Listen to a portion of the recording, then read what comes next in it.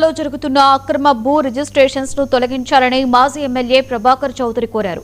ఈ మేరకు కలెక్టర్ను కలిసి వినతి పత్రాన్ని అందజేశారు. అక్రమార్కులు బెదిరించి భయపెట్టి దశాబ్దాల నాటి భూములను అక్రమంగా రిజిస్ట్రేషన్ చేసుకున్నారని ఆరోపించారు. అక్రమ రిజిస్ట్రేషన్స్ పై ప్రభుత్వం చర్యలు తీసుకుని వాటిని రద్దు చేయాలని డిమాండ్ చేశారు. వివాదాలు లేని ఆస్తులపై రాజకీయ జోక్యం తగదని ఆయన వ్యాఖ్యానించారు. 11-12 నెలల కిందట అనంతపురంలో అక్రమ రిజిస్ట్రేషన్లు జరిగాయి. ఎవరైనా నివాసము ఉంటే ఆ ఓనర్లు యజమానులను పిలిపించి ప్రలోభ పెట్టి భయపెట్టో నయానో భయానో అక్రమంగా రిజిస్ట్రేషన్ చేసుకోవడం.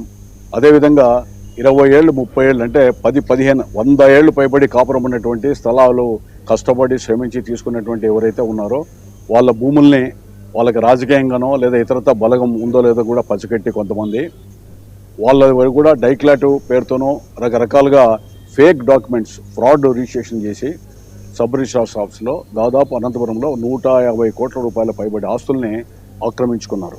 అందులో భాగంగా ఆక్రమించుకున్న తర్వాత ఆస్తుల్లోకి జొరబడి పోవాలన్నప్పుడు నా దృష్టికి రావడం, మీడియా ద్వారా కూడా తెలవడం, వాళ్ళని ప్రొటెక్ట్ చేయడం జరిగింది. తప్పు ఇదేని దాంట్లో ప్రభుత్వం దృష్టికి కూడా తీసుకుపోయాం. ప్రభుత్వం కూడా వెంటనే స్పందించి ఎవరైతే ఇలాంటి దుస్సాహసానికి ఒడగట్టాడో వాళ్ళ మీద ఎఫ్ఐఆర్ కేసులు కూడా నమోదు చేశారు. కొంతవరకు బెయిల్ వచ్చాయి, బెయిల్ మీద లేకుండా కొంతమంది ఉన్నారు. కానీ ఈ డబుల్ రిజిస్ట్రేషన్ అనేటువంటిది క్యాన్సిల్ కాకుండా వాళ్ళ అభద్రతా భావంతో జీవిస్తూ ఉన్నారు. అందుకనే ముఖ్యమంత్రి గారు కూడా ఈ మధ్యకాలంలోనే పత్రికా ప్రకటన ద్వారా చెప్పారు,